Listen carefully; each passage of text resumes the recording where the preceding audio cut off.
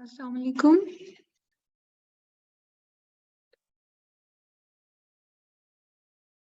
There's some issue with my camera.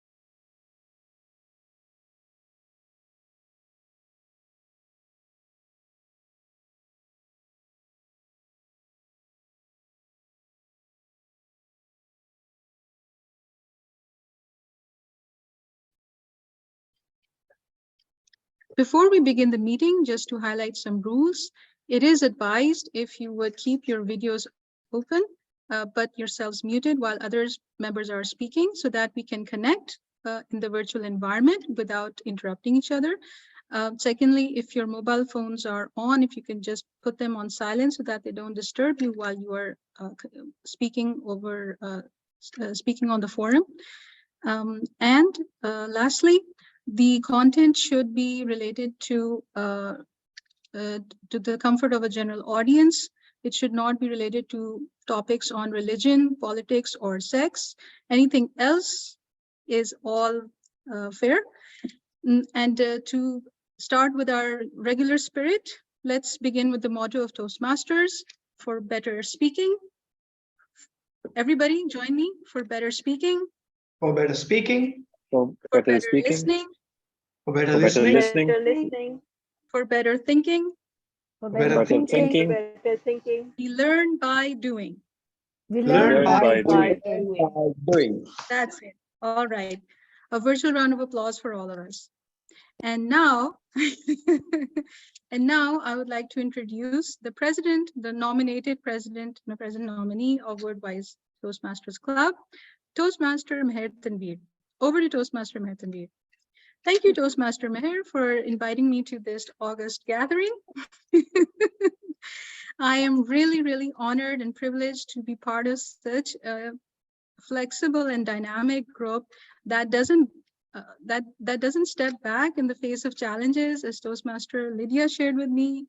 And I have also resolved some of the problems, and other members are also fighting to get into this part of the words where the link is sometimes working and sometimes not working, but people have not given up. All the best to them. So just a note on the theme of the meeting, which is on creativity. And of course, our keynote speaker is going to be telling us in much more detail about it.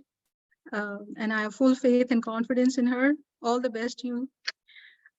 So about creativity, as I was reading earlier today, being a teacher myself, I have seen and observed, and I've also reflected that, yes, there is a common perception that there are schools, of course, we are changing in changing times, but in schools do have this reputation of killing creativity among children, whereas children are known to be naturally curious. The human being is known to be born in a naturally curious state.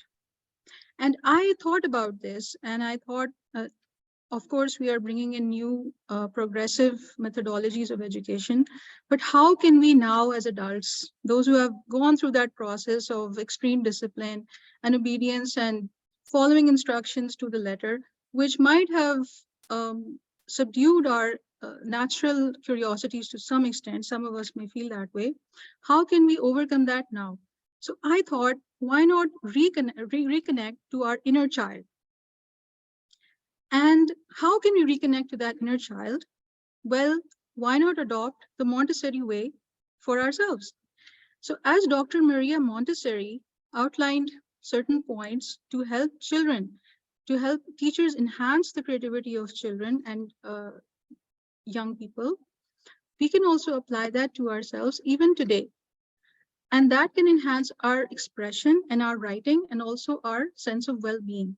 So the first step that we can take is give ourselves real experiences. Give yourselves real experiences. What does that mean?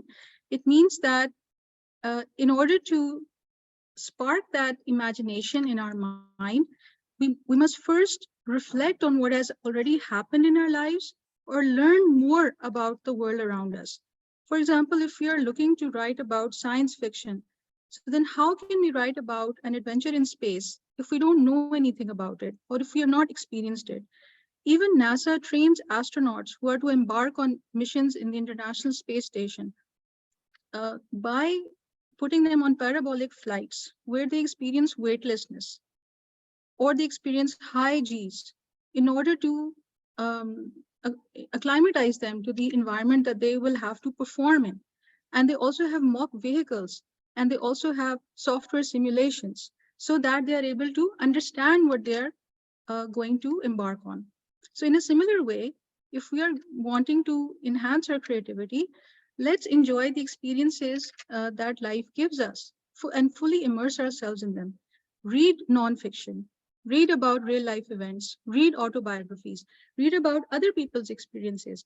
And that's how we increase our actual factual knowledge. And then from that factual knowledge, we can create.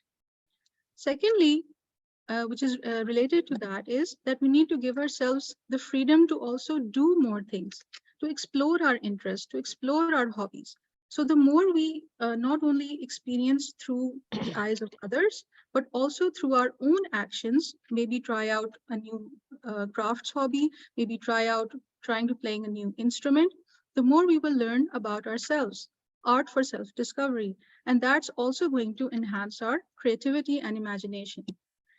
And what about nature?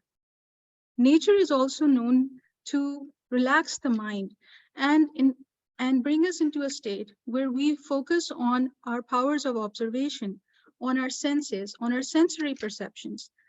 When you go for a nature walk with your family or your children, you can interact with them and you can observe with them the colors of the leaves, the colors of the flowers, the ambience that surrounds you when you're in a thick wood where the light streams through the closely knitted tree branches. All of this enhances our sensory perceptions, and that's what makes us flow with our creativity. So to nurture ourselves, our own creativity, I would encourage all of you to reconnect with your inner child and just play and just let yourself go. Now, to begin the meeting properly, I would like to introduce a remarkable individual, distinguished Toastmaster Sudarshan, who will be the Toastmaster of the evening. And he has just recently also won an award at a contest, and he is also a member of multiple clubs and a great person to learn from. And he is going to explain to us the segments that will be coming in the meeting for new members, as well as to refresh ourselves. So over to you, Toastmaster of the evening. Thank you very much, Madam President. I resonate with pretty much whatever you say.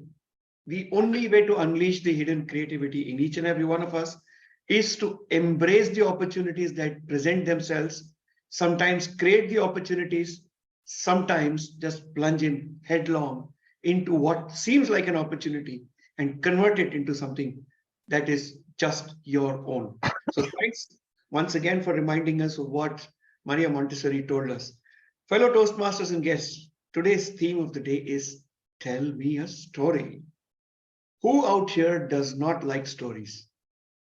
I'm sure each and every one of you in your own unique individual ways enjoys a story, has thrived on listening to stories, has thrived on sharing stories, and even to this day will get distracted if someone narrates an interesting story. Because if that wasn't true, the whole premise for the Netflixes of the world and the Amazon Primes of the world to exist gets taken away. There are stories, and then there are stories, and then there are some more stories to be told. What matters is, are you able to share your story with the world the way you want them to hear it? And that's exactly what we shall try and explore in today's meeting. So to begin with, as with every other story, once upon a time, long, long ago, in a land far, far away, there lived someone. Who that someone is, why did that someone live? What is the reason why we should be bothered about that someone? That is the essence of what a story is. And that's exactly what is going to transpire in today's meeting as well. Our meeting, like any other story, has the author, a prologue, a index of contents, the first chapter, the second, the third, the fourth, the epilogue, and of course, the author's note at the back of the book to tell us why on earth did that author think we should be reading or listening to that story. And that's exactly how every meeting of WordWise is constructed. We are a Toastmasters Club. Therefore, we follow the general principles of Toastmasters. However, given that we are creative souls, we take ample liberties when it comes to our own brand of Toastmastery. So for the benefit of to-be members and for the benefit of guests, our meeting is divided into multiple segments. The next segment, which I'll follow immediately from here, is a very interesting segment and a unique take on table topics as we envisage it. We shall all receive a theme and a topic on which we are expected to write out a speech of 3 to 5 minutes, for which we get enough amount of time. And this will be held by Toastmaster Meher, after which comes the crux of the matter, or the plot in itself, which is our keynote speech, which comes to us from a long distance away, wherever in the world you are, and from a person that you shall only be richer for the experience of listening, which is our Odyssey. After which we delve into the reason why we call ourselves WordWise. Where do you find words? Words are found in books, and therefore we shall talk about the book or the week. Now that we've done all of that, we want to hear from some storytellers in our club.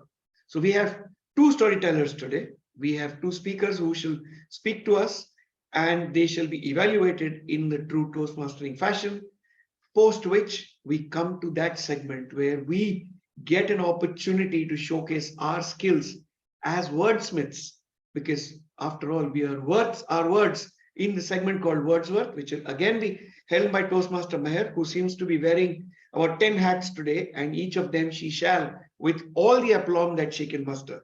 And post which we come back to the original segment, which is the opportunity which you had to write your story. You can recite it to all of us. We shall end the meeting with a thorough appraisal of what we did, how we did, what could be done better, and what are the areas for which we all ought to get applauded. All of this shall comprise the smorgasbord that is our meeting today. So without further ado, let's turn the chapter and go to the first segment of our meeting, which is a very interesting segment personally to me, and I'm sure it's going to be to all of us. And to helm the affairs, I shall once again call the person that called herself. It is Toastmaster Meher to lead us through the Let's Word It segment. Toastmaster Meher, the virtual stage is all yours.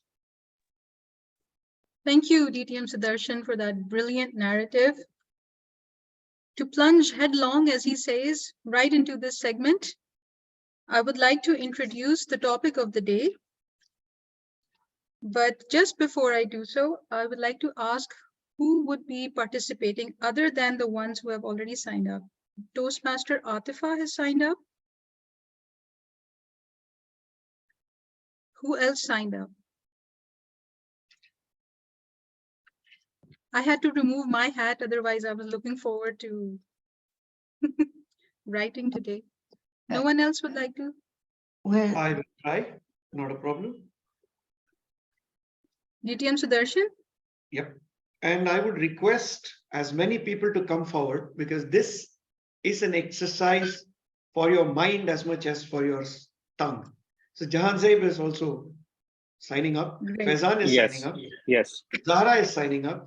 So there you go, Meher. You have 5 people now. Great. We are done. All right. So Toastmaster Atifa, Distinguished Toastmaster Sudarshan, Toastmaster Jahanzeb, Toastmaster Zahara, and Toastmaster Faizan. The topic of the day is Only a Life Lived for Others is a Life Worthwhile, by Albert Einstein, quote by Albert Einstein. Only a life lived for others is a life worthwhile. Meher Muazzam is also signing up. So. Oh, excellent. Excellent, Toastmaster Muslim. All right, and you may begin, and you have plenty of time all through the Odyssey, all through the speeches, and I will come back to you near the end of the meeting. Over to you, Toastmaster of the evening. Thank you. Fellow Toastmasters, especially for them that are joining us for the first time, this is an exercise that we undertake. You get to write your own story, and not just write, but come back and share with us as well. So please exercise your thinking muscles. But before you do any of that, I am now going to call upon stage someone that carries with her a very, very powerful sword. A sword that she wields with aplomb every time she shares a story with all of us. She comes to us all the way from the other side of the world, literally to all of us. She comes to us from North America. And she is someone that is proud of every single scar that she carries. And each of them is a sword that she brandishes every time she speaks. And to top it, when she speaks with that beatific smile on her face, it is impossible for you to take your eyes off the screen and your ears away from what she has to say. Our keynote speaker today has a topic which intrigues me as much as she does. And the topic says, if I can do it, so can you. And I truly believe that if something can be done, we all can do it. And to know more about how, why, what, when, where, how much, etc., etc., etc., let's now give the stage up to Toastmaster Lydia Norman with her topic, if I can do it, so can you. Toastmaster Lydia, the stage is all set for you. All right. Thank you. I'm going to share my screen. Can you give me access to share my screen, please? Meher, I think you will have to do that. Yes, just doing that.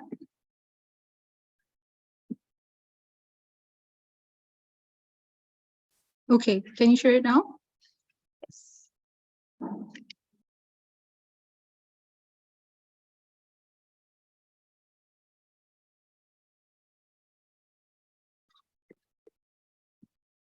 Okay, so we're going to talk about creative writing today. And before we start,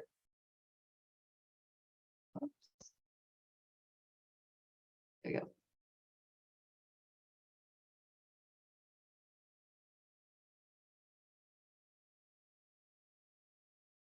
All right, are we there?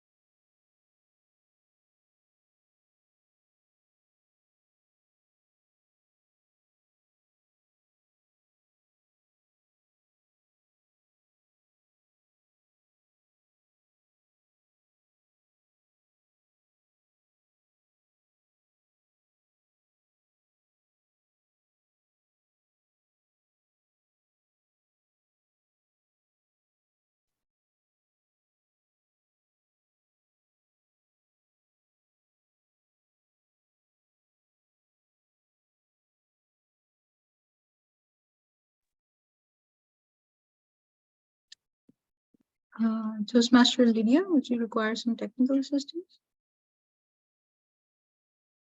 Okay, she's reconnecting. Mhm. Lydia, you're on mute. You may Apparently need it's to. not going to let me share my screen, so so We we shall will, hear you. yeah, so we'll just do this without. So we're going to talk about creative writing. And before I get started, I actually have a confession to make, is that I actually have a love-hate relationship with writing. I have to share a little story with you.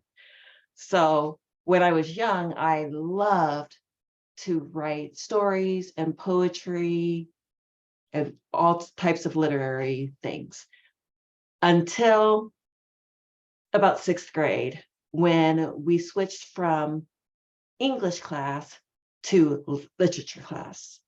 And I hated literature class, mainly because I was expected to now, instead of reading for just pleasure, I now had to analyze things. And then I was graded upon whether or not my idea agreed with the teacher's idea. And that just sucked all the joy out of reading, writing, all things literary. However, when I got to 11th grade, my English teacher, who was really strict, gave us a little book where we learned grammar, we learned mechanics, all types of writing. It was a little yellow book that had numbers. By the end of the year, all she had to do was just write a number and we knew what error we had made. I hated that class, but I loved that class because that is what has created my ability to write masterfully, even though it's a bit of a challenge for me, given my autism. I'll write a sentence, crumble it up, throw it away. So that is where my title comes from. If I can do it, then so can you. So what I am going to be sharing with you today is the different forms of creative writing, what the purpose of creative writing is, the essential elements of creative writing, how to overcome writer's block, and then once we actually have something written, where can we share it? So a few of the forms of creative writing: prose, just written words, books, articles, those all fall into prose. It can be fiction, nonfiction. There's also poetry. There's haikus. There's free form. Songs can even be considered poetry. They're poetry put to music. And then there's screenplays, movies, TV shows. Those all fall into that form of creative writing. So when we look at prose, especially, there's really different types of writings. There's novels that are usually between 60,000 to 100,000 words. Sometimes they can be less than 40,000. Sometimes they can be more than 100,000. Then if we go down a little bit, there's a novella, which sometimes my emails are kind of like that, which are 10,000 to 40,000 words. Then there's a novelette, which is even a little smaller, which can be from 7,500 to around 19,000 words. Then a little bit shorter is a short story, which is between 5,000 to 10,000 words. Then there's another type, which is kind of new to me, which is flash fiction. It's less than 1,000 words. Now, when you're looking at the, considering what I've said about how many words, it seems like that could just be a lot of words. How could I possibly come up with 60,000 words? Well, let me put it in a little bit of perspective for you. A page of writing in a book is approximately 300 words. So when we're looking at the length of some of these different types of writings, a novel is really only about 200 to 300 pages. A novelette would then only be, shorter than that. So around, maybe 30 or to, a little bit. So it just kind of makes it shorter. So when you're looking at, for example, the flash fiction, that's actually the one that would be just really short, 1,000 words with 300 each, that's maybe 3 pages. So when you look at it that way, it doesn't seem to be much of a challenge. Now, for the poetry, the haiku is a Japanese form of poetry that has a first line of 5 syllables, a second line of 7 syllables, and a third line of 5 syllables. So you're trying to portray a scene, a thought, in a very succinct manner. A sonnet is something that's longer, perhaps we are familiar with, Shakespeare, that type of thing. And then free form poetry, it really doesn't have a defined form. It's just basically whatever you decide that you want that poetry to be. So now that we have kind of covered the different types of writing, let's look at the purpose of creative writing. So the purpose of creative writing is to portray our thoughts, a story that connects with our readers' emotions, and we want to share something from a specific point of view. So how do we do that? Well, there are several essential elements that we have to include in creative writing. It's our characters, which is basically who the story is about, who's involved with the story. It can be people, it can be animals, it could be trees, any type of nature, maybe a bug. But you're giving a personality to those things, telling a story from their point of view. The next essential element is the setting. The setting is, where does the story take place? It can include all types of things, such as the weather that the story takes place in, the time frame. Perhaps it's 15th century England. It can be where it takes place, such as a castle. It's all types of things that basically the story is built around those characters. Now, the next item that is essential in the writing is the plot.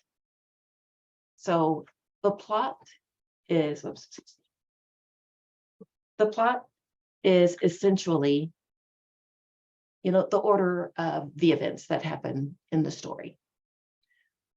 And a key part of that plot includes the conflict, the resolution. Perhaps you're familiar with the hero's journey. Their hero's journey is the character goes through the story, and suddenly there's some event that they face. And how is it that they're going to overcome that item? Perhaps there's a protagonist, someone who makes the event, well, it's a challenge. It could be something within the main character itself. It could be someone outside. It could be as far as maybe dealing with something, societal expectations or norms, and how they either try and conform to that, or maybe they oppose it. So within that, there's that conflict, and then the resolution, which is, how do they solve this? And how does it make them a better person? So that's basically the thing that we want to leave with our readers. So what do we want them to learn and take away and to gain from the story that we're telling?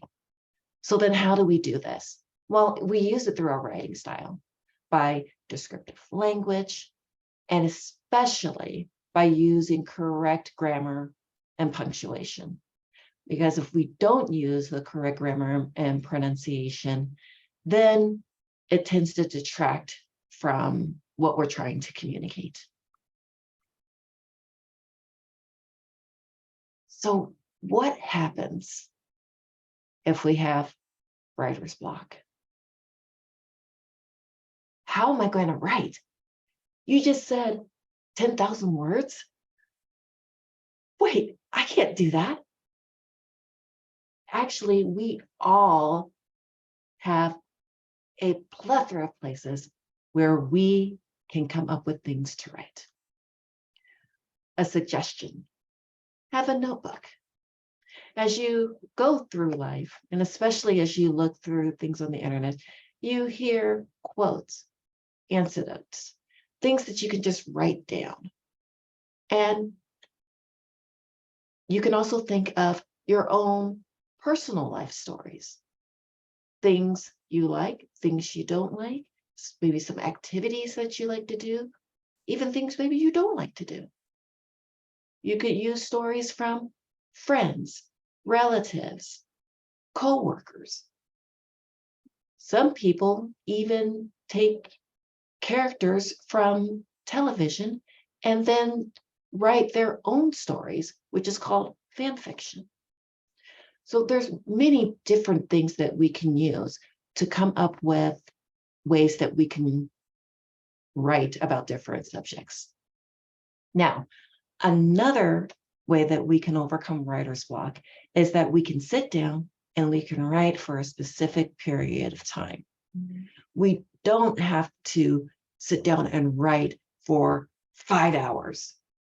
You would be amazed at how much you could come up with by just sitting for 5 minutes, 10 minutes, maybe even 20 minutes. If you were able to sit down and write for 20 minutes a day, I've actually done this exercise. I was actually able to come up with about a page and a half. So if you write for just 5 days, you have almost 10 pages of writing. When you think about it that way, it's very small and it's less of a challenge. Now, the other technique that you can use to overcome writer's block is to just get up and take a break. When you start doing other activities, it actually gives your brain a chance to rest. However, your brain can still be working on that idea. And then when you come back, you have a fresh perspective and can still write. The other way that you can use is you can go online. For example, I'm going to share with you a couple of examples of haikus I wrote. One was a prompt that I was given, which was write a haiku that includes the 4 elements: fire, earth, water, and air. So this is what I came up with. Winter campfire burns. Sparks float upwards. Snow melts down. River quenches earth. So my thought with that was, there's snow on the ground. When we set a campfire, the sparks would melt the snow, and the snow becomes water, which eventually flows down and becomes a river, which quenches the earth. So just a very simple, it was just a little picture that I painted in my mind that I described in just those few words. Now, another haiku that I wrote was based on a picture that I saw, which just had some seashells that were laying on the beach. This haiku is, seashells are drying, laying out in the summer sun, footprints in the sand. So with that one, I was describing basically collecting seashells. So it's very easy to come up with different examples of, writing the haikus. So now that we have talked about how to write, what to write, and ways to overcome writer's block, well, where can we now share our writing? There are many websites that we can share, such as medium.com, which shares more professional or type writings. Barack Obama, some other people have writings out there. But then there's also a website that's called vocal.com. This is a very interesting website because people write on various types of topics, and they also have writing competitions every month. The haiku that I shared about the 4 elements was actually a challenge that they put out about 2 months ago. Other places where you can share are fan fiction websites, where people write the stories about the characters that I mentioned earlier and have their own stories. My daughter's actually has a website that she shares, and she's actually quite popular with her stories that she writes. There are blogs that we can either share on someone else's or even begin our own. We can share on our own social media. We all have Facebook or Instagram or some sort of social media where we can share our thoughts with others. Then we, especially in this group, have our WordWise Club, because we have a chance to write and share our thoughts with others here in the club. So now we'll just review a little bit. I shared with you the different forms of creative writing.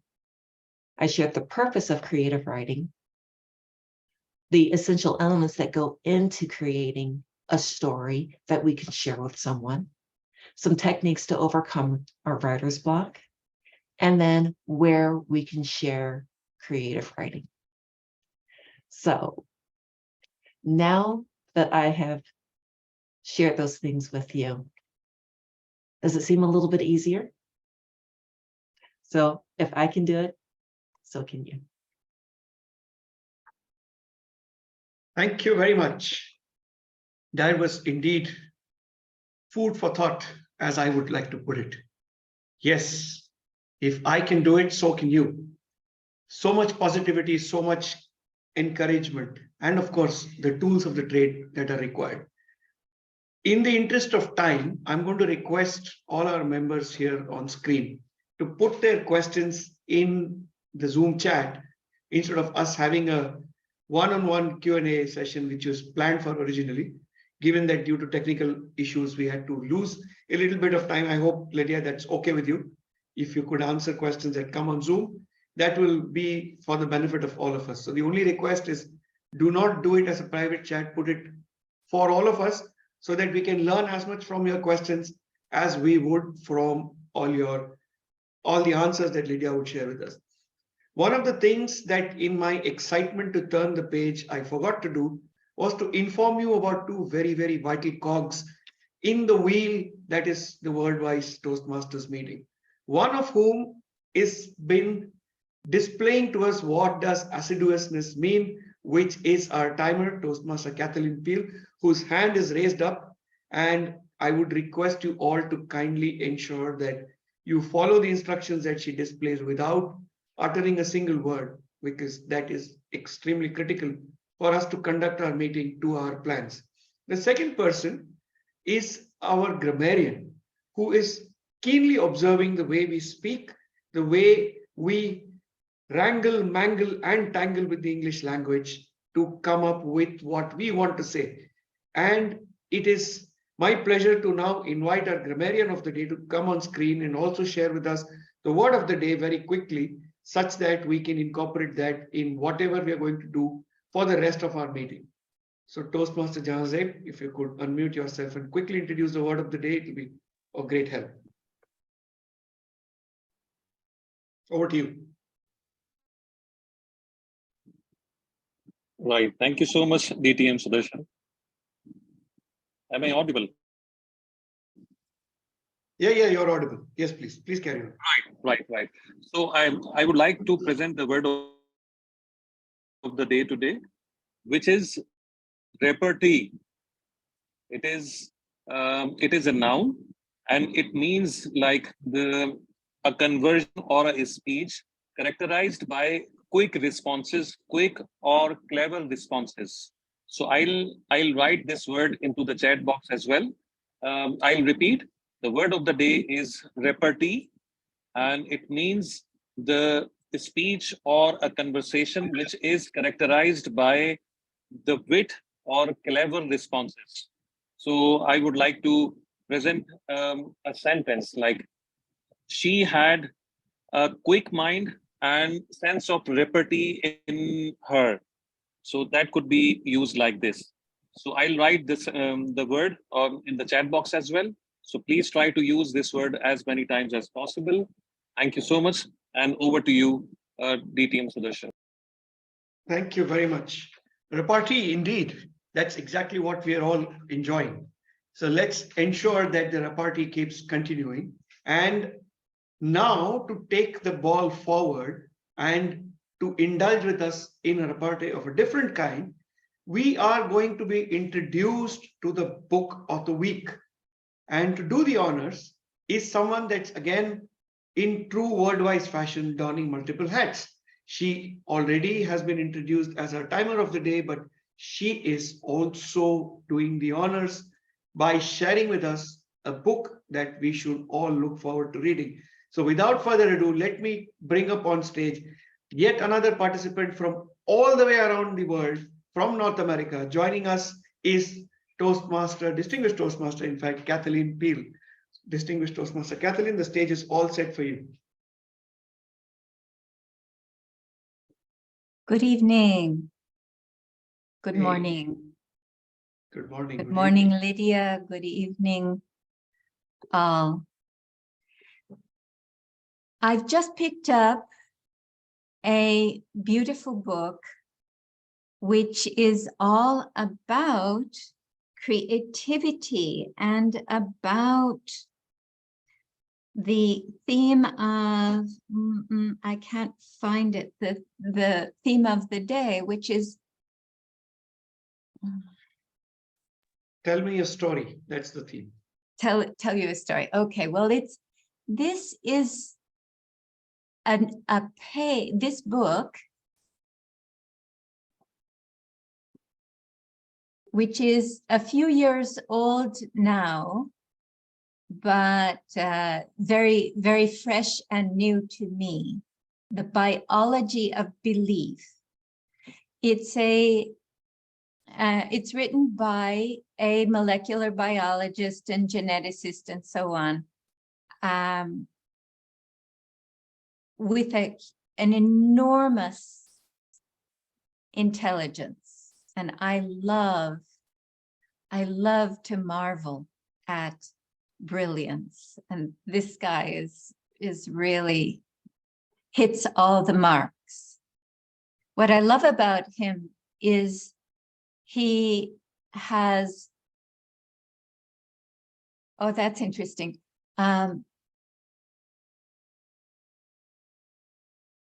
He is very, very accurate and very, very specific about how cells work, how the agency and the functions of cells work. And they're little tiny things. And yet he relates them to the intelligence and the functions of you and me. And what he's doing is he is expanding our perspective from the rudimentary and the materialist, if you will, functions of life to conscious life, to the consciousness, to our best consciousness, and seeing how both on a cellular scale, on a minute scale, and on a human scale, and on the vastness, the scale of the vastness of our cosmos, there is intelligence in operation going on. What I have been looking at lately is how what really excited me is to look at how the history of the solar system, let's call it 4.5 billion years of the history of the solar system and of the Earth, because the Earth forms with the sun. And out of the 4.5 billion years of its history, 3.5 billion years have been, there has been life on Earth. And it's poked along, building slowly over those 3.5 billion years until about 500,000 years ago, when things started complexifying really strong and rapidly. And what then happened was a rich, vibrant, diverse, active, creative life on Earth was extinguished like that 65 million years ago. When most of the dinosaurs were extinguished, 75% of all species were extinguished because of this asteroid. And then what happened? Room was made for mammals to evolve. And we exploded in a mere 65 million years into this extraordinary species, humans, which are voracious, creative, self-aware, that we have a dimension, a grasp of consciousness that is really exceptional and advanced. And it happened in a mere 65 million years. And what it makes you realize is that Earth itself is conscious.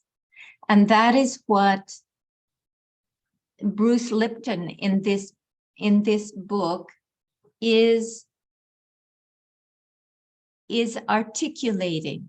He goes at it from the perspective of the cell being an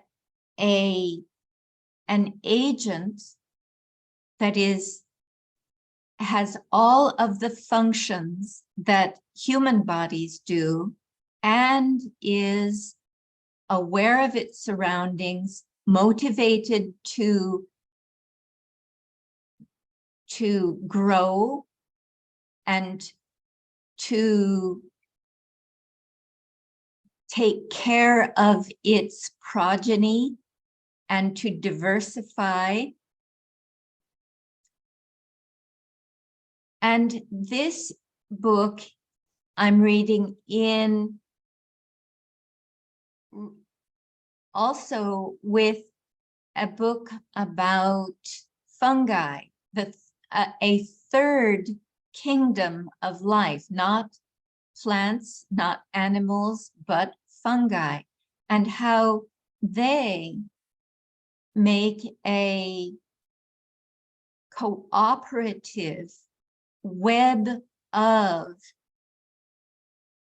life, a matrix of life on Earth that is cooperatively, consciously evolving, creating, expressing, remembering, and passing down into its progeny. What I am so impressed about this is that it is a new, fresh, evolving recognition of consciousness on Earth and how truly conscious it is, how it holds the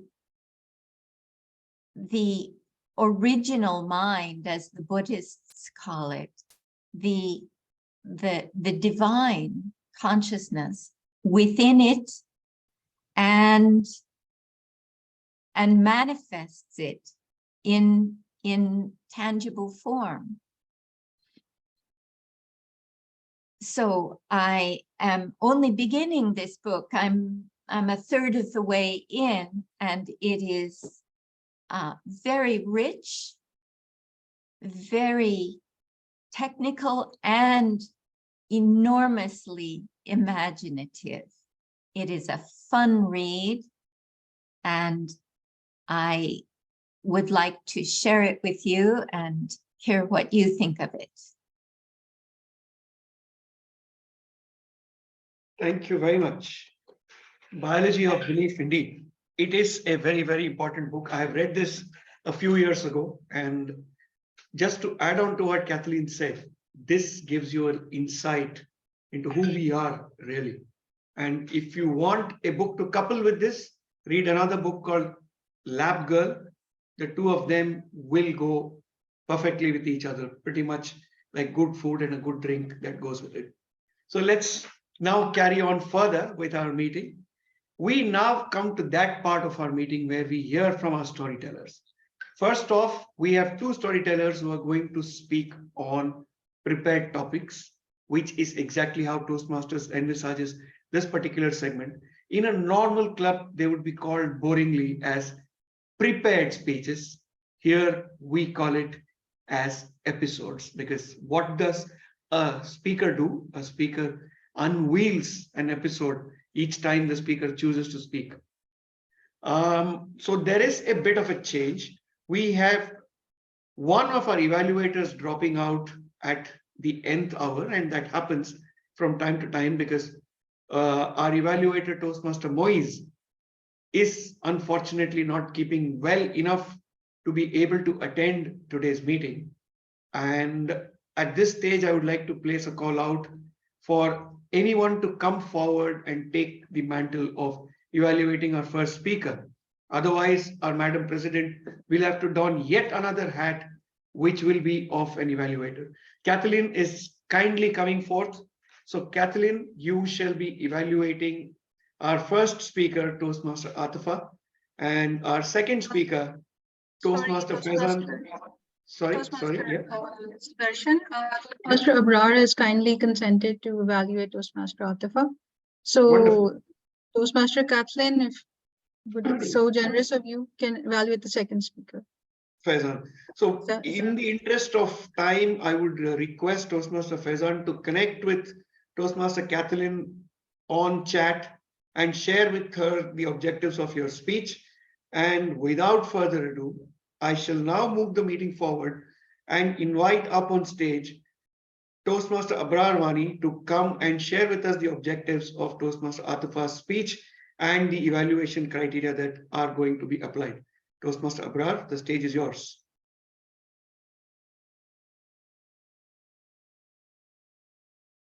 You're muted, Toastmaster Abrar. Okay, am I audible and visible now? Yes, clear. Yeah, thank you very much, Toastmaster Sudarshan. So the project purpose of Toastmaster Atifa is the purpose writing a speech with a clear and express purpose. And what, being an evaluator, what I will note down that whether the members completing this project has a specific and general purpose within the speech or not. The speech they create must be well written and clearly focused. Their goal is to meet their expressed purpose statement with a well executed speech. Over to you, Toastmaster Sudarshan. Thank you very much. I now call upon stage our speaker number 1, Toastmaster Atifa Deshmukhia. She is from my home country, which is India, and she is someone that I look forward to every morning when I wake up to see what new Insta reel has she posted. And her passion, like me, seems to be the use of words and its impact on all of us. I don't know what she's going to share with us today, because I've been remiss in my duty as your Toastmaster of the day, but I shall now give the stage up to our first speaker to introduce, first of all, her speech title and then the speech itself. So Toastmaster Atifa, the stage is all set for you. You are muted. Yeah, Thank good you, to go. Toastmaster Sudarshan. The title of my speech today is Stay Balanced, Stay Brilliant. Good evening, good morning, Toastmasters all. I like to start my speech today with reference to the mantra with which I lead my life, and that is of balance. Balance across the tightrope that is life, and traversing this tightrope of life in such a way so as not to fall into the abyss, but to tread every step with care. Among the many things that demand a balanced outlook for our lives to be worthwhile, I feel relationships top the list. Do you feel the same? I'm sure you would be feeling that there is this one particular relationship, the romantic one, which dominates over all our relationships and can either make or mar our lives. And we pay so much importance on this one relationship that sometimes we are in danger of going off balance. Telling my own story, I have often shared my experience of traversing the tightrope walk of life. And here it was, this balance between my love and family honor. But what happened after that? I bet you don't know the rest of the story. The rest of the story is about the tightrope walk again between me trying to balance my relationship with my husband and then with his extended family members. Things didn't go very well with our interfaith marriage, and certain seeds of bitterness were planted, which have grown so big that it threatens to uproot the tree itself. And I don't know what lies in store, but one thing I know for sure, that we need to speak out. This taboo about speaking about our own close relationships, this taboo about exposing people around us, this fear of it all, often hampers us from sharing our life lessons, from perchance helping a fellow traveler on the tightrope walk of life make easier choices. So here it is from me, my experience of things that are not so pleasant, the lessons I have drawn from them, and my suggestions for fellow Toastmasters and friends to traverse the tightrope in a better balanced way, in a more brilliant way. Well, we often allow close people of the family to come within the scope of this very intimate relationship, and things often take a turn for worse. Do we really need that? As far as I know, it is said that 2 is company and 3 is crowd.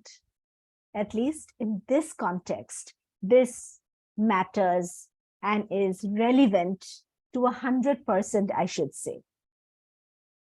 every quote, every proverb, every idiom may be taken with a pinch of salt, but at least in this context, I would truly support the saying that two is company, three is crowd. Let not anyone come in between. And even the scriptures, which I follow diligently, say that the spouses do not owe obligation of duty towards other family members. Rather, they are to keep each other happy. And out of that genuine care and concern for each other, that service flows. But when demands are made, when questions are raised unnecessarily, this company gets polluted, gets diluted, and disrespect creeps in.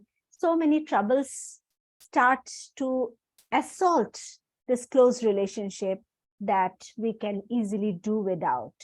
So point to ponder, is it in your most important relationship that you are allowing too many people to comment, to guide, to talk about your relationship and lead it in sundry ways that is really causing difficulties in your relationship and concerns about its health? The balance is to be maintained between hankering for a relationship that is making us happy and also the happiness that flows from being internally a balanced personality. So we do not have to pay so much importance to this one relationship, because relationships are what we are born with in life, and there are so many of them. The parent-child relationship, that is one very significant relationship. The relationship with siblings, with family members, with friends need not be forgotten. So if things do not work out, then there is no need to really bang your head against a wall. There's no need to go into depression or even think of committing suicide, as some people do. My earnest appeal to you is to take a balanced outlook on life.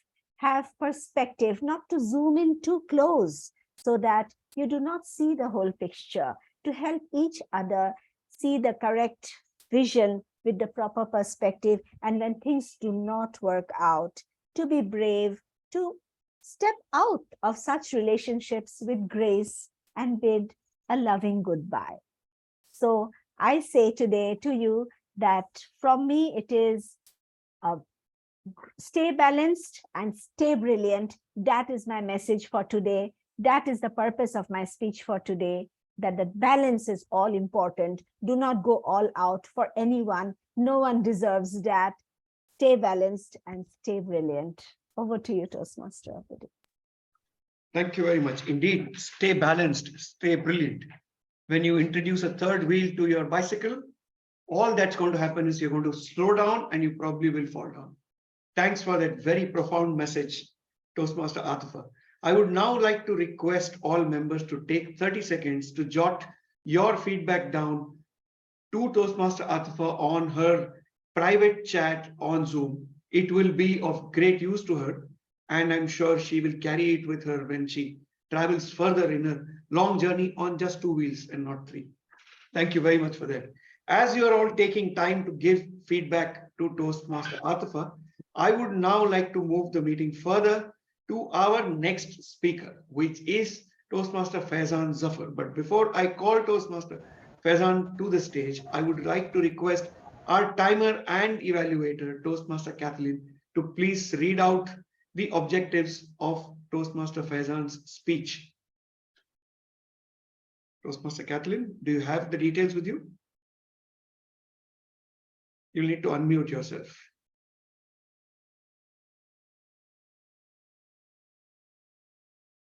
You're on mute, Kathleen.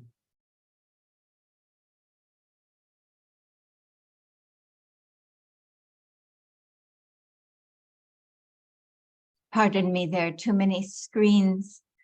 This Toastmaster Faizan is working on his leadership style project. It is in level 2, and Let us welcome him. Great. Thank you very much. Ladies and gentlemen, Toastmasters and guests, our next speaker, Toastmaster Faizan Zafar, who is going to be delivering his leadership speech. So let's give the stage up for Toastmaster Faizan. Toastmaster Faizan, kindly unmute. The stage is all set for you. Go for it. Thank you, Sudarshan, for inviting me. And today I am going to present my speech 2 of level 2 of pathway 1 learning leaderships. And topic is the leadership style. I am going to present my speech with the quote, if what you are, be good one. And learning and leaderships are indispensable with each others by John Kennedy. Dear fellow Toastmaster and distinguished Toastmaster and Toastmasters and guests, I am going to present today's speech, leaderships and style. I think when we're thinking about the leadership, our minds come on to about think about the leaders who are founders, are CEO of any company or organizations. We think about if we want to be a leader, we need to be reach on that position to become the leader. But I think they are leader in actual, but we don't need to be reach that position to become the leader. We start our leaderships from today, even now, if we understand the leadership and leadership skills. Leadership means a person who leads ourselves, leads his family, leads his relatives, leads his neighbors, city, and country. He becomes the leader if anyone role he can perform it. And leadership style means that your behavior which inspire others.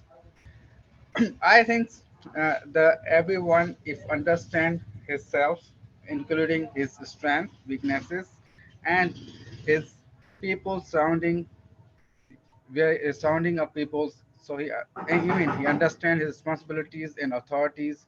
He can be a good leader. Sometimes some people need to be perform same role in different style in different situations. So I think that the leadership is a very good when I am going to share my story, and which have two parts in my story.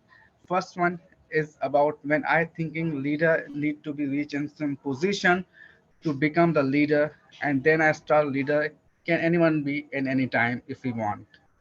When I'm early in stage, when I in my family, in my everything, I start to compete with my siblings, with my relatives, with my neighbors, with my classmates and colleagues. Even I study, I drink, eat, visit, and bearing as my siblings, my friends, my colleagues, my neighbors did. Means I was controlled by people who were surrounding with me. Even on that time, I couldn't understand about that something like that about how to lead ourselves because competition is good when result comes good. So family also promote to compete each other to get good results. But I think we should teach others how to lead with each others to become the better than others and beyond than others. When we lead ourselves, so we start compete with other ourselves, not others. So we need to be groom ourselves very perfectly. When I start higher study, I same thing adopted. I succeeded, but I'm missing few things. My commitments, professional commitments, my personal commitments, and social commitments are compromised at that time. But I go through on that because I succeed in my studies. But when I started my practical life, I feel that due to the I moved from little city to big city, from Lakana to Karachi city, so it is very difficult for me to fill up the gap between the culture difference, communication difference, and also the behavior difference. So I suffered in everything. My practical life was not good, my study was not good that time, and my also other commitments could not be fulfilled. So I think something is missing in my life. We should need to be identified that issue. So I searching on internet. I listen to YouTube motivational speakers. I something about leadership motivationals that effect on me. I can improve it, but result the problem was not solved. That time my sister was completed this MBA from IBA and then moved to for new is the course TTYT, train young trainer from the School of Leaderships. So I first time understand the people learn leaderships, learn how to become motivational speaker instead of career path. Means I am thinking that people only think about the learn about own subjects, not leaderships. But I feel that she meet with some special peoples and she connected me with them. So I discussed my issue with them. When I discuss issue with them, so they ask me questions and advices. They recommend me multiple books. From one book is Leadership Who Had No Title by Robin Sharma. I read this book and they inspire me. I start the thinking about myself. I set my goals, I set my priorities, I set everything on the paper, and I start to work on it. And result will come. Result came out. Means I improve my working style.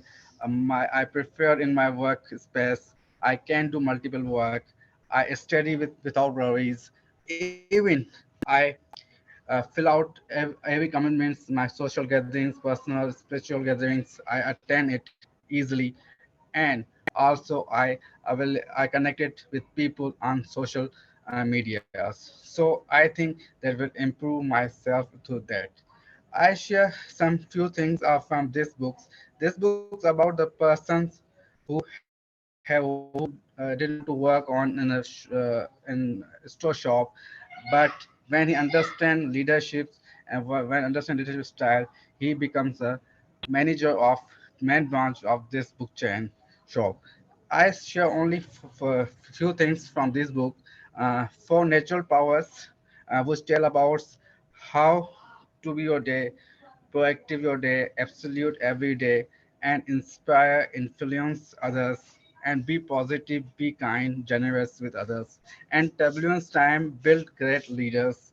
We must try to understand situation and adapt to them to positive and effects helps under to achieve it. The deeper your understanding, the stronger your leadership. We must be polite, humble, supportive, and kind to create better relationship and retain it. And to be a great leader, first become a great person. We must good people by thinking others and benefit other benefits.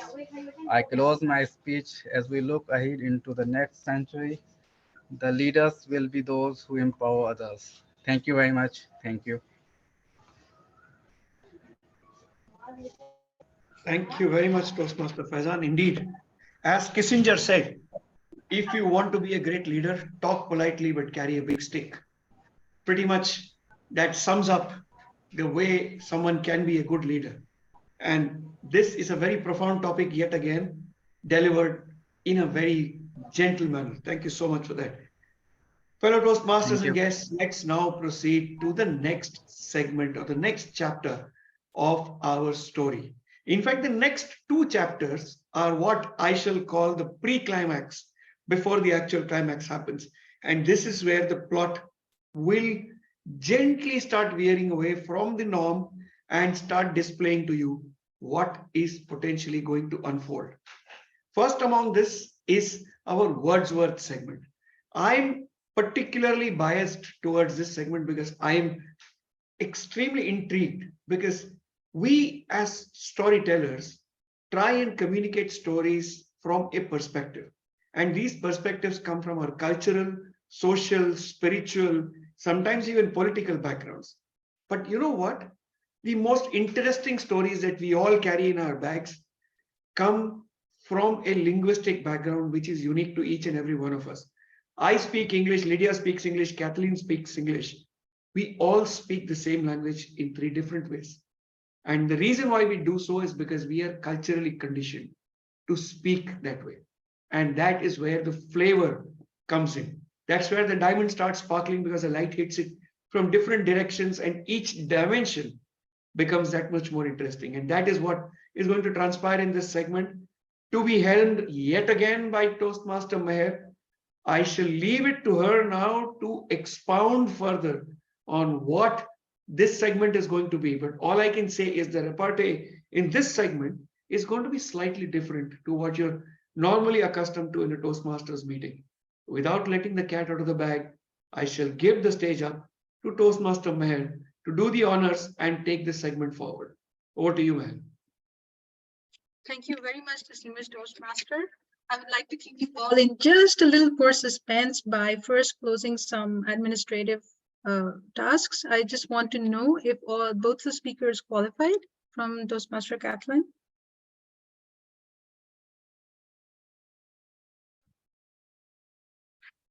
I would say both speakers qualified because to me they did. There was, for Toastmaster Faizan, there was about 4 seconds extra, and that's good enough for me. As this is a pre-launch meeting, and we appreciate Toastmaster Faizan for stepping up in not just one but 2 roles, and on making it to the meeting on time and delivering such a wonderful speech. With Toastmaster Atifa's permission, we will include him in the poll as the vote counter for today, and another arm that I'm managing. Sure. I just need you to please vote for the best speaker very quickly before we move on to the next segment. As I cannot launch the poll, unfortunately, because I don't have the rights, if you can just send your vote to me directly in the chat.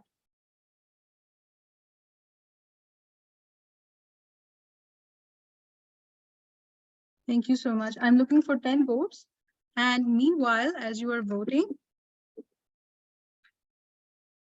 let us commence the Wordsworth segment.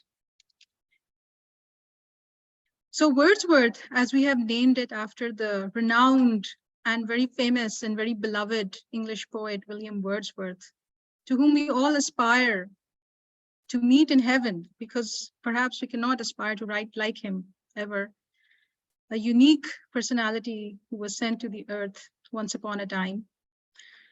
We would like to pay our tribute to his beautiful use of language and his appreciation of beauty by offering our own small nuggets of wisdom, of writing, of literature that have touched us and connected with us, touched our hearts. And for today's segment, the first speaker is a very regular member and a very enthusiastic member who takes up multiple roles as most of our wonderful team members. I would like to call upon Toastmaster Atifa. I believe you are one of the role members for the Wordsworth interpretive. I put in for writing. Okay, let me double check the roles. Perhaps I've misread it. So for those of us, the guests who are here for the first time or who are returning to this meeting, the Wordsworth segment basically is a segment where you can introduce any piece of literature that you like in any language. And that is very unique to this club. You can deliver it in English, Urdu, Punjabi, Saraiki, Hindi, French, German, anything and everything goes. And this is what makes our club so rich, with members coming in from all over the world. The only thing that is required is that if you could offer an English summary at the end, so that those who do not speak the language may also be able to benefit from what you are sharing. So my first participant today is actually again Toastmaster Kathleen. Is it right? Because I have your name down in the interpretive reading segment. Toastmaster Moise is not joining, unfortunately. Right, so back to you, Toastmaster Kathleen, to offer your tribute to Wordsworth in the Wordsworth segment. Well, this is not from Wordsworth. It's from Jalaluddin Rumi. And it is a like a prayer, a mantra, a comfort. It gives me balance. Many times, I might remember this many times a day. And it's the guest house from Rumi. Are you familiar with it? This being human is a guest house. Every morning, a new arrival, a joy, a depression, a meanness. Some momentary awareness comes as an unexpected visitor. Welcome and entertain them all, even if they are a crowd of sorrows who violently sweep your house empty of its furniture. Still, treat each guest honorably. He may be clearing you out for some new delight. The dark thought, the shame, the malice. Meet them at the door laughing and invite them in. Be grateful for whoever comes, because each has been sent as a guide from beyond. I can read this many times, and one line will be more important to me at one moment from another. And today, as I recall it, I'm impressed with how each thought, whether it be a joy or a depression or a shame or a state of love, each has been sent.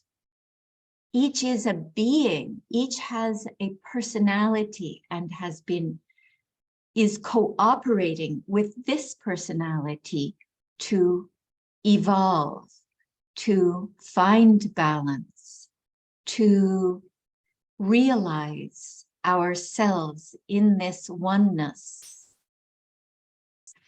together. Madam Toastmaster. Thank you so much, Toastmaster Kathleen, for introducing yet another great writer, Maulana Rumi, and what a just tribute to a great writer of English from a great ancient writer of Persian. It was simply wonderful, and someone universal whom we can all relate to. So it was a pleasure listening. So in place of Toastmaster Moise, I have decided to offer something that touched my heart as a writer, a very brief post by one of my favorite writers, Tara Moore. She's a poet, freestyle poet, and she really speaks to me. This is something from her website. The thought that opened up the words. On Thanksgiving 2008, excuse me, on Thanksgiving 2008, I wrote my very first blog post. It was written on a free template site I'd set up in a few minutes. It was a blog that had no readers, no subscribers. What did I think I was doing at that time? I knew I had always loved to write. I knew that in my heart of hearts, if I really got honest about it, I did want to write about personal growth, psychology, spirituality, even as the internalized voices of my college and graduate school professors kept insisting that sounded at best unconventional and at worst really flaky and possibly embarrassing. I also knew that even if I could get past those worries, I'd still be stuck because I'd lost my writing muscle. In the third grade, my best friend Judy and I decided we'd write a poetry book. We got together week after week and wrote poems about lemonade, jump rope, our parents, our pets. We weren't about whether the poems were good or not. That had nothing to do with it. That was the way writing began for me. Imaginative, playful, giddy even. But over the years in school, I learned that there was such a thing as a good writer or a less good writer. I got A's on papers. People told me I was a great writer. I won some writing awards. But then other times, things didn't go that way. Sometimes I entered a writing contest and didn't make it past the first round. Sometimes a particular teacher didn't like my writing and gave me a grade that stung. I didn't have any grown-ups in my life who really knew how to explain that part to me. So I wondered, was I okay at this or not? Was I good? Was what I had to say something people liked or not? You can guess what happened next. Once those questions take center stage, it's the end of any creative pursuit. I went off to college where writing workshops involved not only the teacher, but all the other students marking up your work with red pen and telling you what they did and didn't think worked about it. And well, my fragile little artist self didn't have the thick skin for it. She went packing. I lost writing.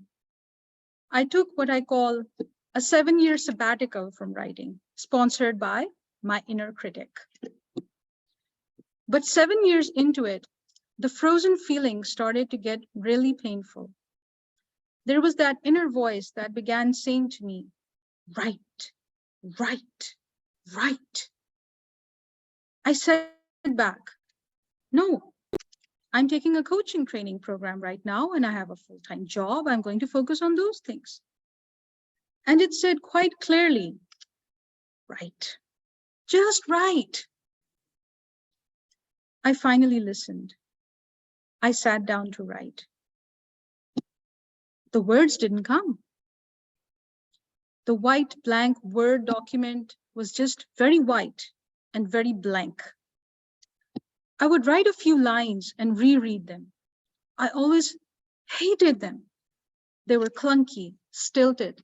I struggled like that for weeks, sitting down at the laptop and writing in a slow, plodding, utterly flawless way.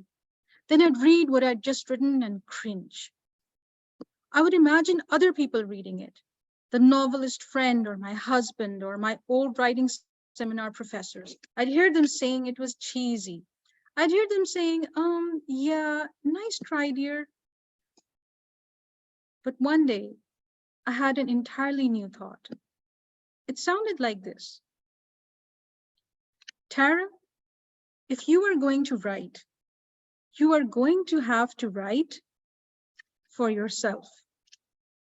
You are going to have to set aside this whole thing about what anyone else thinks. You might even have to set aside what you think about your writing. You are going to have to write not to produce something good, but because you are a woman who loves writing. That's your reason to write. Because it's you, honey. This is for you. That day, I could write, and the words came easier. Topics to write about came easier. That day, I wrote for me, and to this day, that is why I write. Because life gave other people a love for running or singing or working with numbers, and it planted in me a love for this. Sometimes playing big is simply taking back what we love.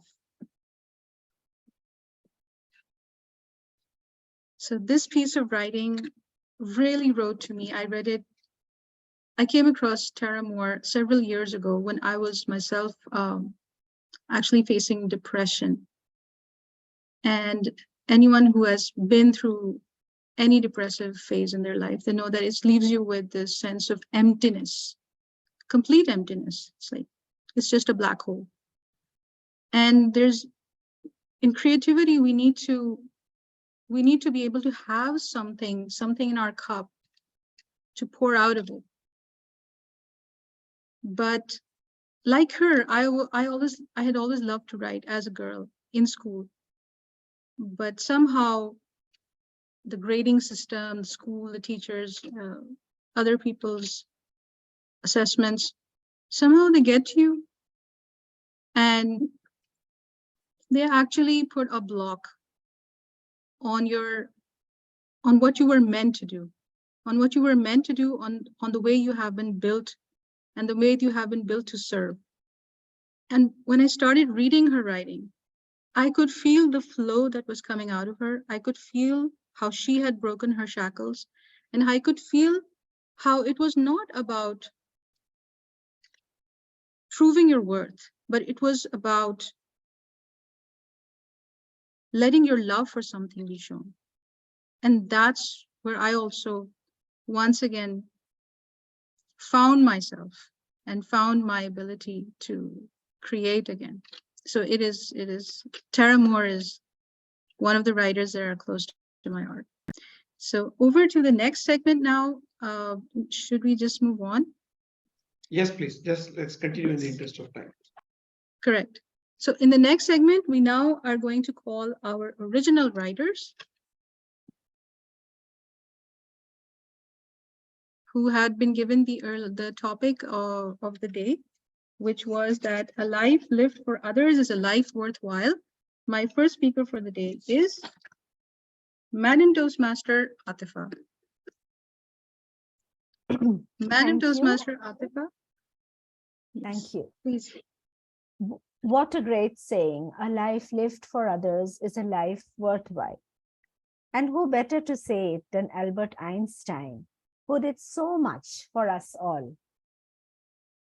He had so many challenges during his early life, which are well documented. But what he has left behind is a treasure trove, a veritable treasure for us to forever revel in. As I think about this quote of his, I'm prompted to wonder. It's a strange question, you might think, but the question that comes to my mind at this juncture is, what came first, the chicken or the egg? Can you see the relation between these two statements? Or in a related vein, I'd like to say, who came first, the parent or the child? Well, whether it is the chicken or the egg, whether it is the child or the parent, this much is apparent, that we don't self-create. God or some human or some animal is there for creation to happen. So how can we say that we are self-sufficient, that we are all that matter, that we do not need to live for others? The story of our birth itself elucidates without any doubt that we are interdependent and we cannot exist alone in this journey called life. Apart from that, I believe that life is a series of lessons and we arrive at truths through bumping through the stages of life. And so we can recall those questions of adolescence when we're trying to fight free of any interdependence, when we're trying so hard to be independent. But what happens? We all settle down. We all settle down realizing that that was a pipe dream and that isn't what reality is. The joy of giving is something that only those who give can experience and hardly put into words. The smile that you can put in somebody's face, the joy of sharing that piece of cake you love, the joy of doing something for someone, that is a satisfaction that is not only deeply felt, articulated in a difficult way or not even possible to articulate, but it has been captured in technologically complicated ways through the EEGs or other documentation of activity happening in the brain. So yes, when we live for others, when we give to others, that provides the joy that makes life worth living, worthwhile. Harvard scholars continued an experiment called the still face experiment, which was done by mothers on their newborn infants.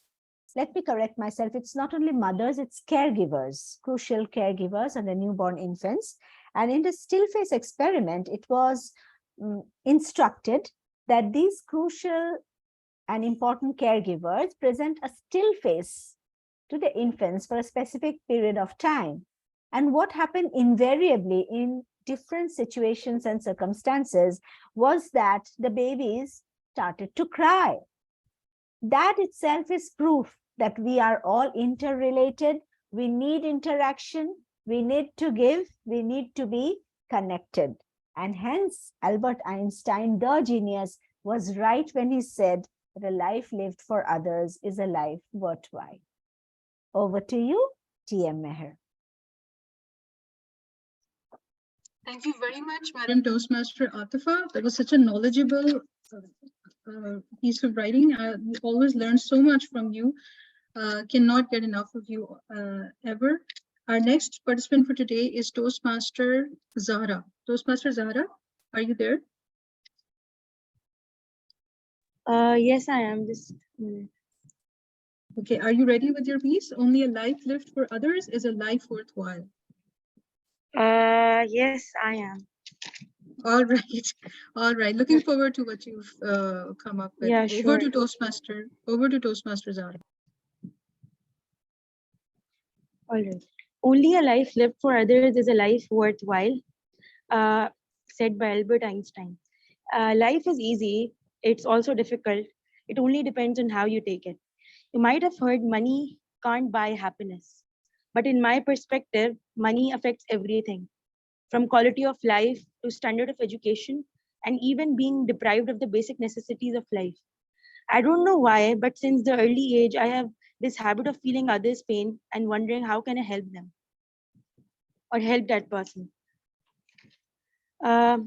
During the early age, I have heard stories about noble people, how empathetic they are, how they help people without any interest. At that time, I didn't even knew what empathetic really means. This is what I got to know afterwards. When I used to see poor or someone in pain, I used to feel it. That look of,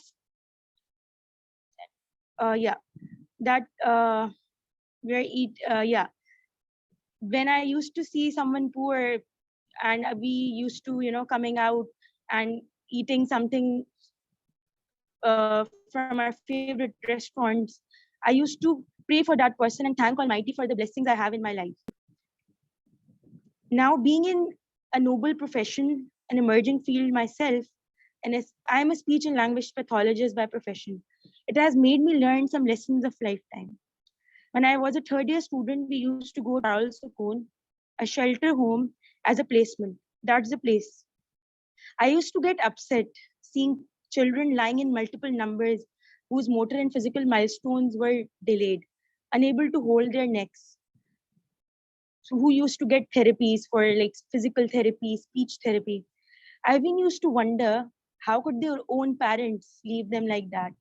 Isn't it hard to come back? They might have not enough resources to brought their children in terms of shelter, food, and therapies. Who are you to judge? So I used to visit every week to provide therapies. We used to provide therapies to them. And so while moving towards the doorway passage, someone called me Baji. I stopped and I greeted that person. She said, "You will be coming next week again." I said, "Yes." "How do you know?" She said, "I just know." I told her, I will meet you very soon. She again called me Baji. "Will you not even take a picture with me?" I stopped and said, "Why not?" She smiled beautifully. This short incident happening made me understand that no matter what, we should learn the art of living and making memories with the people around. and being happy and thankful for the blessings we have in our life.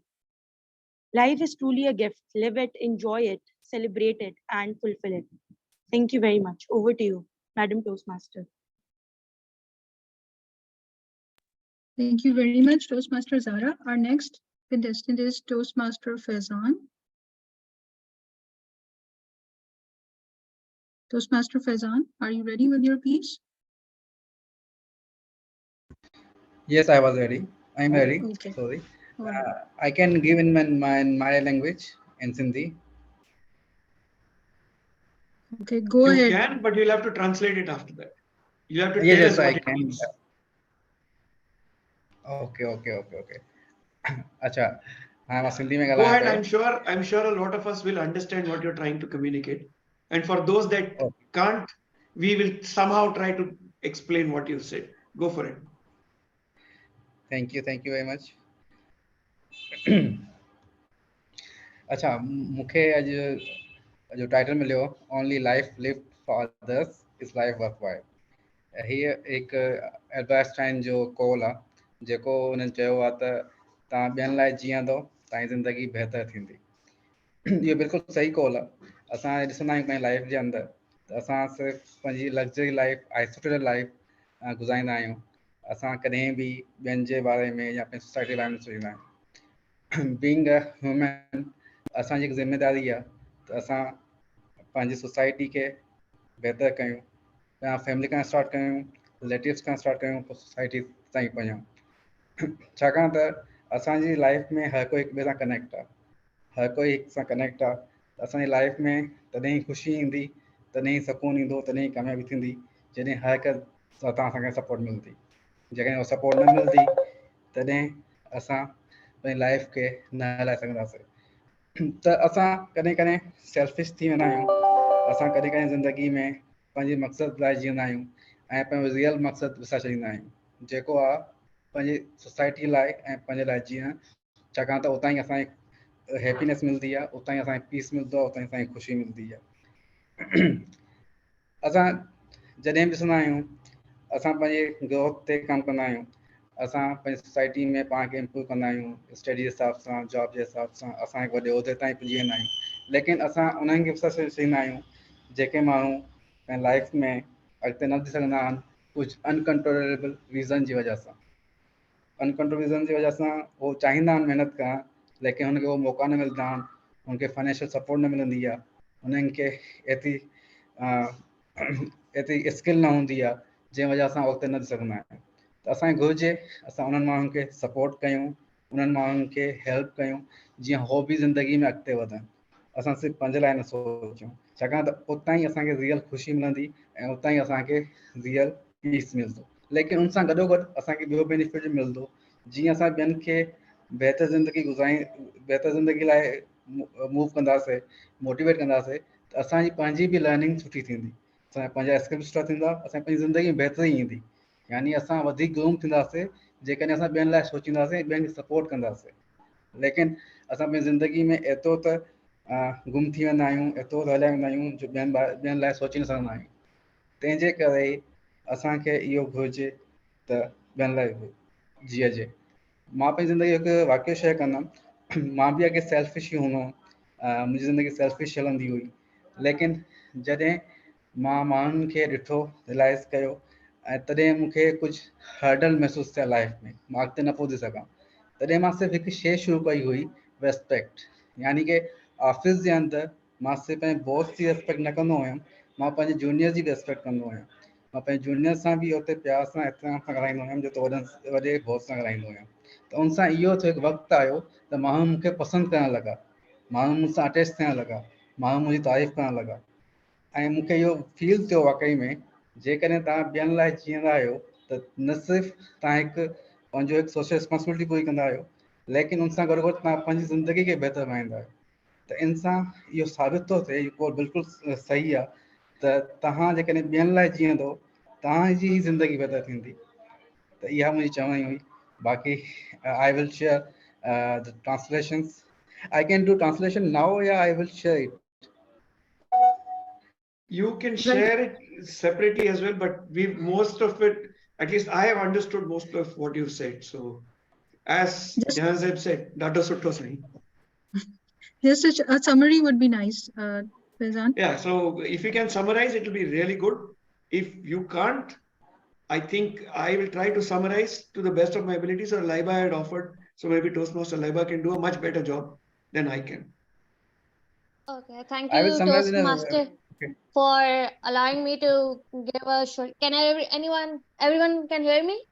Yes, yes, Am I you're audible enough? clear. Yeah, you're audible. Well, the Please go ahead. main thing, the crux of the story is when you live for others, you are actually making it for yourself. So, what he was saying that being a human being, it is our responsibility to help people around us.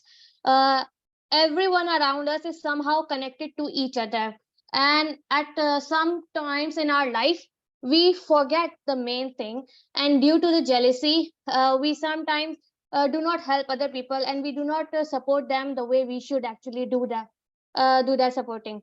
And many people, and there was one another story where he told us about that there are many people who want to reach at some stages in their life, like they want to achieve something, but due to scarcity of resources, they actually cannot do that. If they have got they want to develop some skills, but they do not have those things which can help them uh, go get those skills. So we are the one who are supposed to help them develop something if they want to achieve something in their life. So we are the one who should be there to help them achieve those things. That was something shared by him, where he also said that I will tell a story about myself. And he said that I was a person who was very selfish, and there was a time when I started facing some problems. But that time was when I realized that I was struggling with some of the things. At that time, I thought about helping other people. I was selfish and I didn't used to do it earlier. But then during my struggling phase, I started to help other people, and things become easier. People started to appreciate me. They started loving me. And I realized that I was fulfilling the responsibility of helping other people. I was fulfilling the social responsibility. And at that time, I was getting happier. So helping others was making other people say good things about me. They were happy with me and they were interacting with me, and his hurdles were getting reduced. So that was overall the crux. And his at the end message was, when you live for others, so you are actually giving yourself something. Thank you. Thank you very much, Toastmaster Laiba. Thank you for joining us. And that was a wonderful summary. Just quickly moving on to the next speaker, who is Toastmaster Muazzam, if you are here with us. So I think he has disconnected. Distinguished Toastmaster Sudarshan, you mentioned that you wanted to participate. Yeah, I will quickly go, and in the interest of time, I think, do we have more after me, or? No, you're the last one. You're the last Okay, one. great. So then I'll very quickly go. Mother Teresa, Mahatma Gandhi, Nelson Mandela. Three of the most selfish people on earth. Sounds strange, doesn't it? Sounds almost heretical. Are these people selfish? Let me give you an example. Have you ever watched a cookery show on television? In any cookery show, there are a bunch of contestants who are trying to concoct a dish. This dish takes a lot of effort, a lot of ingredients, a lot of presentation, creativity, all of that put together when the dish is presented on the table.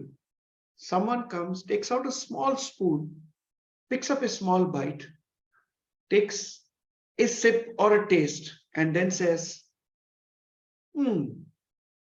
it's good, can be better. And then goes on to say, what is that can be better? So the topic at hand is a life well lived is a life lived for someone else or for the benefit of others. I believe that a life well lived is a life that is lived first and foremost truthfully, honestly, and with full integrity to yourself.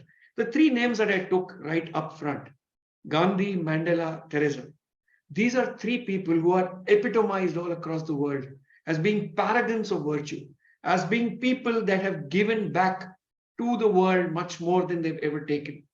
But you know what distinguished them and many others who tried and failed was their inherent deep-seated belief, deep-seated conviction, deep-seated assurance that what they are trying to achieve is worthwhile, is something that they're willing to shed their last drop of blood for. Gandhi walked all by himself when he did the Dandi March. He did not ask for hundreds of thousands of people to join him. He walked despite all the obstacles because he believed that was the right thing to do. Mandela chose to forgive every one of his captors, and not just forgive, he embraced them. Not because he was coaxed and cajoled by millions to do so. He did it because he believed so.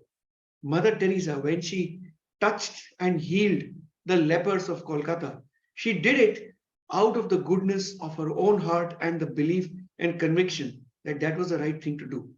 This and this alone distinguishes them from all the others in the world who think and talk about doing things for others and give us pithy quotes which say life well lived is a life lived in service of others. But the real fact of the matter is a life of conviction and clarity and a dash of selfishness to say that my conviction and my belief is truthfully the one which can bring maximum joy to maximum number of people is a life that is the best lived. So in addition to whatever Einstein said, I would like to just add that sprinkling of your own belief, your own self, your own conviction, and you truly can live for the benefit of all others. Back to you, Toastmaster Maher. Thank you so much, distinguished Toastmaster, for that brilliant discourse on the topic. I am simply blown away by all the uniqueness and creativity that has come on display. One topic, but such a different, such a variety, diversity of perspectives and deliveries. It was so wonderful. The next segment, I believe I should hand over back to Toastmaster of the evening, who will be calling our general evaluator for the evaluation. But before that, I would like to ask Toastmaster Kathleen if all of the speakers have qualified.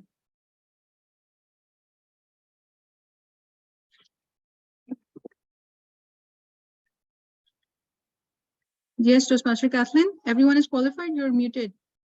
Okay, that's great. So if everyone can please just vote for the best writer in their opinion, Toastmaster Atifa, Toastmaster Zahra, Toastmaster Faizan, and distinguished Toastmaster Sudarshan. Please send your votes to me directly in chat, as I'm sorry, I do not have rights to the poll at the moment.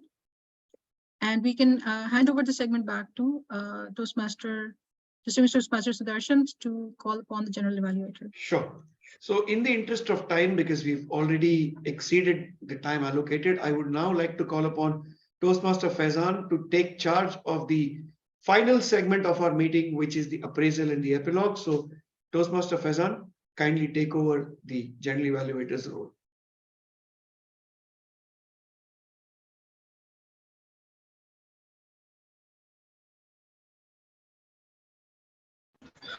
Thank you, Sudarshan. And today's meeting is very going to great meeting, and we enjoy a lot. And I think the meeting is started on the time because there's a lot of things general evaluator. Being the purpose of general evaluator is to evaluate everything that take place throughout the meeting. During the meeting, I will take the notes on everything that happened and doesn't happen. I will evaluate each participant on the meeting program and look good example for preparation, organization, delivery, enthusiasm, observations, and performance of duties at the end. I will give report my now. Before the meeting, the first section of that. Faizan, I think that everything. Faizan, I think you'll have to first call the two evaluators. So can we start with the two evaluators before you give your report? So we have to call upon Toastmaster Abrar to evaluate the first speaker and Toastmaster Maher to Toastmaster Kathleen to evaluate the second speaker. So could you please call Toastmaster Abrar first? Atifa.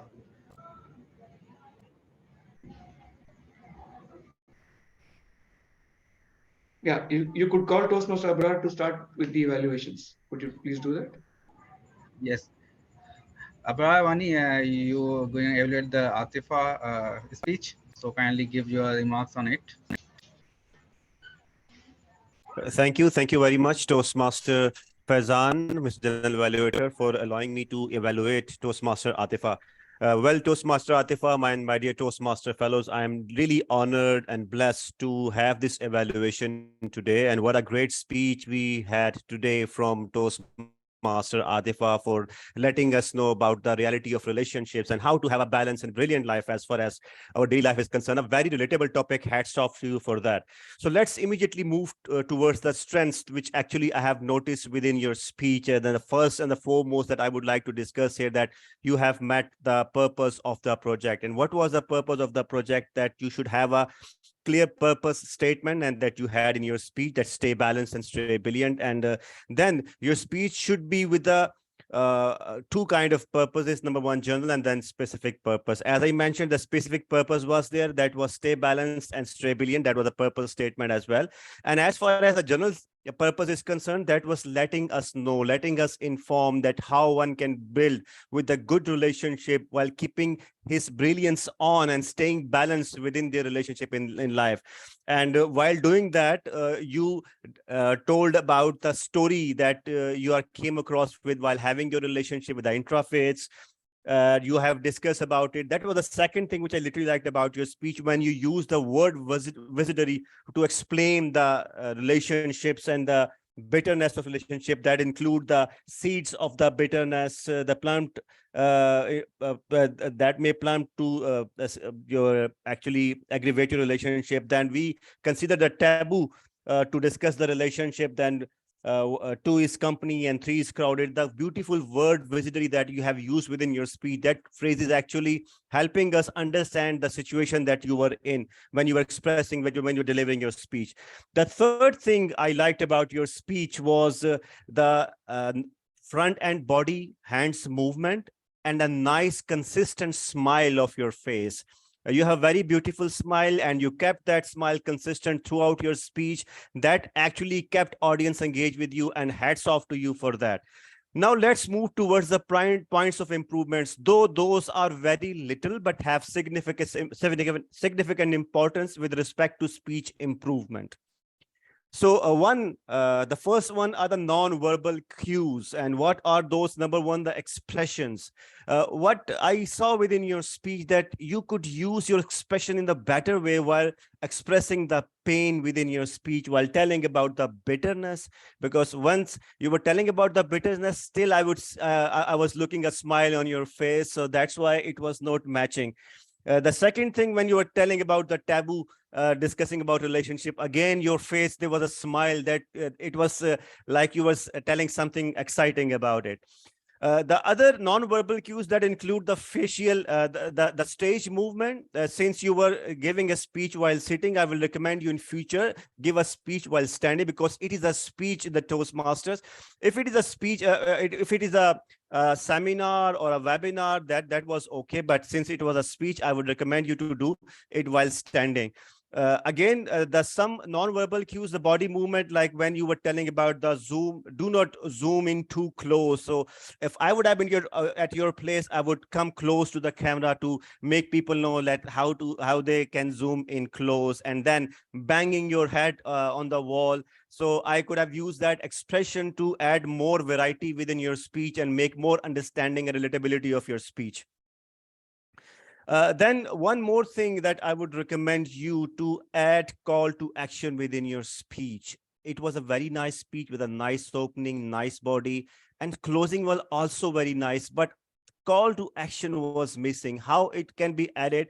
For example, that from the practical experiences, for example, in order to be balanced, 2, 1, 2, 3, like these kind of points were missing, so that we could understand that how you applied these principles in your practical life, and how all these principles help you out to be a better person and live a better, balanced, and a brilliant life. At the end, I would say, of summing up, keep up with adding meeting the purpose of your speech. Keep up with adding nice word wizardry. Keep up with the fronts, hands movement, a nice facial smile on your face. But do not add to the relatable expression. Do not forget to add the physical body variety, zoom in, zoom out, and then banging on while on the wall, giving this physical the gesture to explain this. And at the end, do not forget to call to action within your speech that actually let people know what you should do. Well, keep on delivering such balanced and brilliant speeches in the futures as well. Stay balanced, stay brilliant. Thank you very much.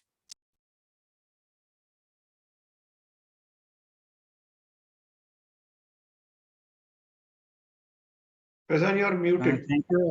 Thank you, everyone, for giving evaluation to for Atifa. And now my evaluations given by Kathleen. Kathleen, please share your comments. Faizan, I enjoyed your unique, fresh treatment of the subject of various leadership styles. That is always what I am looking for. I'm looking for authenticity. I'm looking for unique, fresh insight. And you delivered that to me, and I loved it. I loved your concept of how leadership depends on the relationship with family, neighbors. You took a tangential view of leadership as relationships. And what I took away from it is that leadership is about enriching oneself while enriching relationships, sort of a mutual benefit.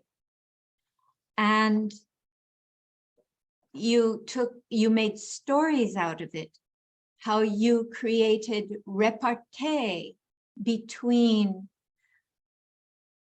different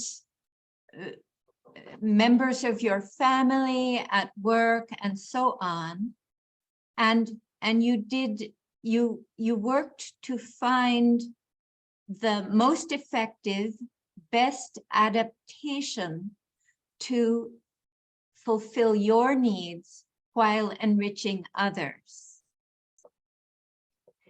What I would do to enrich your speech further and carry it on, because it is a valuable message, is I told you what I understood of your speech. I told you the concepts that I understood from your speech and how you developed them as I understood. And what I might suggest you try is to take your concepts as you really understand them and develop them and purify them and intensify them and organize them so that it is really easy for your audience to follow you and to savor your point of view. And then give us a takeaway. Then conclude with a strong takeaway, such as, I see leadership as I understood you to say, Faizan. I see leadership not as what I used to understand of top-down control, but now I see leadership as a mutual web of nourishment and evolution, or whatever it is that you would be saying.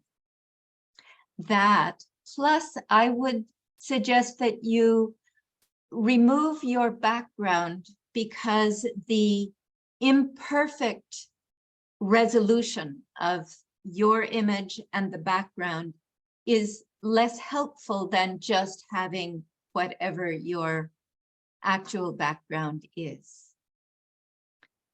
Madam, now back to you, Mr. General Evaluator.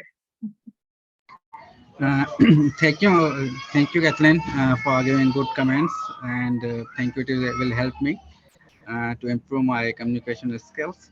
Now I'm going to Wordmaster Joseph Shah to give his evaluation. Right. Thank you so much, Toastmaster Pezan. It was my first meeting in this club, and what I realized that being grammarian or word master in this, you know, club is the most difficult job, because it's a club of creative writers and speaker. So I could hardly find any opportunity for improvement, but we obviously learned a lot from the speeches of the great speakers today. So special mentions of Toastmaster Lydia. The keynote speech was amazing, amazing, and it was full of innovative phrases and innovative ideas about the usage of language, and we learned a lot. It was phenomenal, quenching earth, collecting seashells, essential elements that go into the critical thinking and the creative writing. So amazing deal, and we learned a lot with not about the creative writing itself, but the way you use the phrase and the way you use the language in a speech. It was phenomenal. So hats off to you. And then Kathleen, the way you explained the book, The Biology of Belief, the way you summarized is starting from the molecule, and then from to the solar system, and then earth being the lively and conducible element. So it was phenomenal, and it was an enormously imaginable and lively speech, as the DTM Sudarshan mentioned. So very good usage of phrases and very good explanation and summarization of a vast book, which was very good in terms of understanding. And we all got the idea of the book and will surely be going after that particular book. And then tightrope walk, balancing the life and not to fall into abyss, threatens to uproot the tree itself by TM Atifa. So much new phrases, so much statements to adopt into our vocabulary on the daily usage. So very good meeting and very good usage of grammar, amazing stuff, and I'm blown away. And then coming to the word master report, I could only heard DTM Sudarshan use the word repertory by 3 times, and Kathleen used 1 time. Apart from that, I could not hear anyone used it. In case anyone did, please let me know. I'll be correcting myself. So that is my report, and I hand over the charge back to the general evaluator. Thank you, Janzep, as a War Master and Grayman. Give good comments and good evaluations. And now move on my general evaluations. And meeting start on the time. It's a great meeting today, and it was started on the time, and everything's equipped, and everyone is welcome at the start of the meeting. Opening is great. One thing I have the thing feel for introductions of members. So I think that every member can speak each other in chat box as similar with each others, and during the meeting, every meeting will start with Lydia. Sorry, I pronounce clearly or not. Lydia Norman has give presentations. Even they have a lot of problems doing a speech. His computer crashing and very difficulties she was facing, but she make it, made it. It is great, and great presentations from his side. And then we move on the book by Kathleen Shah. His book idea is very good. Ideas will be shared by the Kathleen Pill. And then after we give a prepared speeches by the Atifa and me, and this good speeches from their sides, and then after that good session of the storytelling writers, and everyone put things. I one thing told there, the when a lot of people missing, there are lot of not people available due to some urgency. The other team members support on the time and make us one of perfect meeting, and so is David one. And I am thankful I was allowed to speak in Sindhi, so that good things. And I also share some things on there. Uh, I think I first time doing this job. I did my best. So everything in the timer is also give his report on the every speeches and evaluator also given this time. So this is end my side, and I move to Sudarshan for continue Thank you session. very much, Toastmaster Faizan. First of all, there is no need to apologize, no need to tell us that you're finding it difficult or whatever, because you've done a great job. So big round of applause to you for not just doing a great job as a general evaluator, but also for speaking in Sindhi. That is the beauty of our club. You can speak in any language that you feel like, so long as you can convey to us what you're trying to say. And good for me, because I heard Sindhi after a long time, and I'm very proud to pat myself on the back. I could understand everything that you said.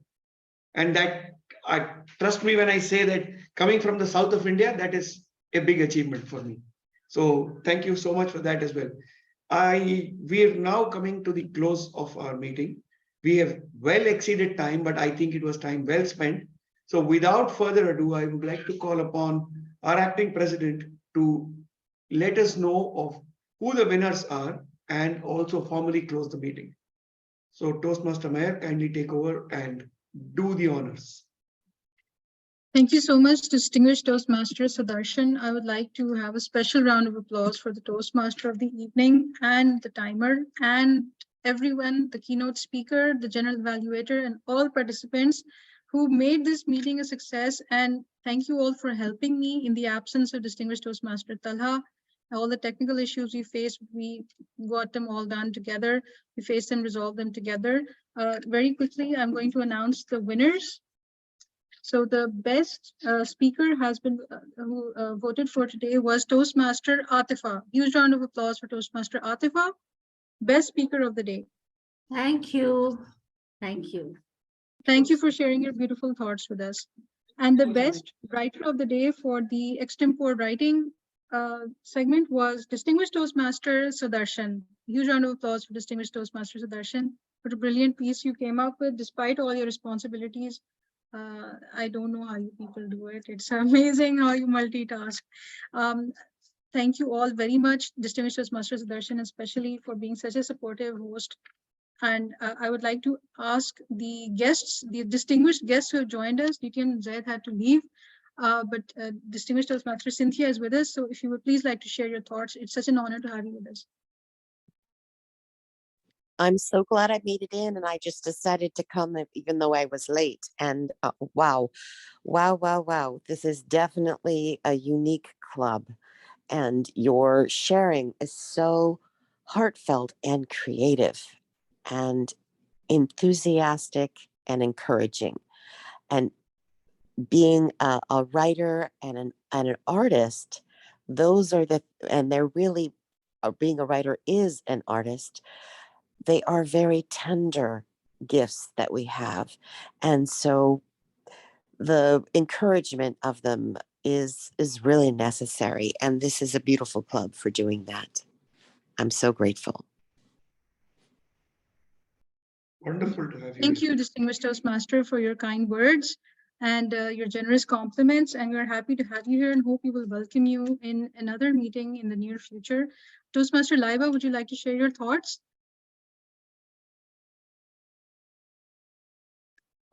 Toastmaster Laiba? Everyone, yeah, can everyone hear me? Yes, everyone can hear you. Okay, about the views, I would say that it was my first meeting into this club. I just saw this into the club that there was going to be a meeting at 7 a.m. Normally on Sundays, I go out for outing, but today I was home, so I decided to join. And it was very great to see such great writers speaking so well. Initially, I was so confused that I'm so bad at speaking and I cannot, means I'm so backward than everyone else. But then I realized, okay, they are writers and they are sharing their writing, and it is kind of encouragement that in future I might be writing something. Overall, it was a great experience over here. In future, inshallah, I'll join again. Thank you. Thank you, Toastmaster Laiba. It was serendipitous that you joined us because you were able to interpret Toastmaster Faizan's speech for us so cleverly. And I would like to also thank Toastmaster Lydia, even though she was facing difficulties, but despite that, she delivered such a brilliant keynote, and it has helped me personally because I have also been facing writer's block. And I would like to thank Toastmaster Jahazeb, who stepped in as the grammarian and also came up with such a wonderful word of the day as well. And with that, I would like to conclude this meeting, and hopefully we will work on our areas of improvement, timing and technical issues in the future. Anyone else who would like to share any comment before we go? I have spoken a lot, but I think I would like to share what I felt. Today's meeting was unique for more reasons than one, because we saw a glimpse of truth in pretty much everyone's speech and discourse. Whether it was Lydia talking about herself and her challenges and the way she overcame, or when Zahra spoke, or when Atifa spoke, these were glimpses of personal history, so to speak. And a true writer is one that can leave his or her feelings on the pages that they choose to write. And to that extent, I think today's meeting marks a watershed for all of us, because we've all gained from the rainfall that falls when someone pours their heart out for all of us. And to that, I would like to say thank you to each and everyone that's remained here till this point in time of today's meeting. Back to you, Madam President. Thank you, distinguished Toastmaster. Very rightly said. We did indeed hear everyone speak from their heart. Just a quick meeting photograph so that we can tell DTM Talha that we had fun despite the fact that he was absent and we missed him a lot. So everybody, on the count of three, everyone look into the camera, give me your best smile and say cheese. Okay. A 1 and a 2. And oh, sorry. Okay. A 1 and a 2 and a 3. Cheese. Thank you so much, everyone, for being here. I'll see you in 2 weeks' time, and we will notify you of the. You have to announce the best evaluator, or did you do that already? Oh my goodness, I didn't even have the poll for that. We'll Thank do it you, offline. We'll do it offline on the group. All right. Okay. All right. Sure. It was a All right. wonderful meeting, I must say. Thank you for having us, for having Thank me, you, because Zara. it was the very first time I joined this club, and I heard about it from like since weeks, and I really wanted to join, and I'm glad I did, because I think it wasn't boring at all. Like it was, I didn't knew that how the time passed like so quickly, that we were writing and how the segments were. It was such a wonderful meeting, and I'm glad I joined. Thank you very much. Thank you, Toastmaster Zara. It was a pleasure to Mr. have you Laiba, here. to you, I would like to say something. The day you wrote Alif Bete, you started writing. So all of us are writers. Nobody is better than anybody else. It's just that some of us write a lot more than someone else, and that's the only difference. So the day you wrote ABC, you have become a writer, and therefore you are a writer for life. So just remember that. Thank you so much. Thank you so much. And thank you for actually allowing me to translate that speech. And it was a wonderful experience. Maybe he's not here. I would like to thank him too. I really liked his Sindhi speech. I cannot see his name over here. No, He's he's there, here. right? Faizan. Faizan.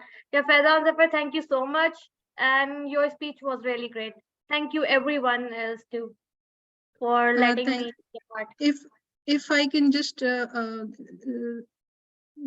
a little more patience, very quickly, if we can vote for the best evaluator, to Toastmaster Abrar and Toastmaster Kaplan, so we can finish this right here. You can send it to me directly.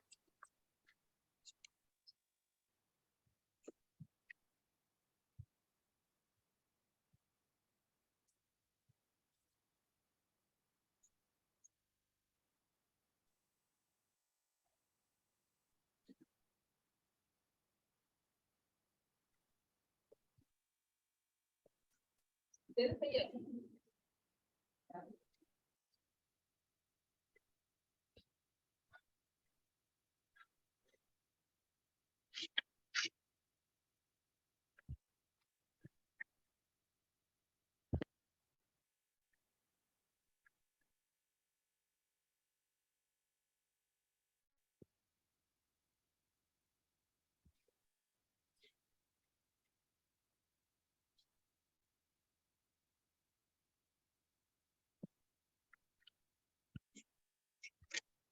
I have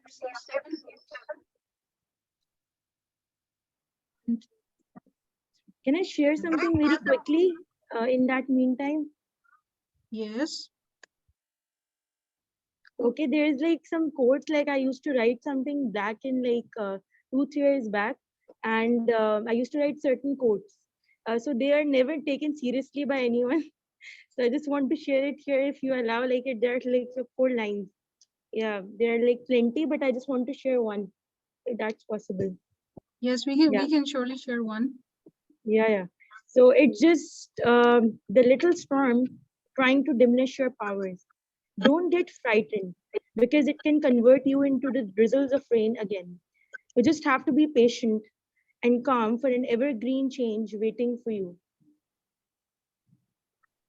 That's it. Great, thank you.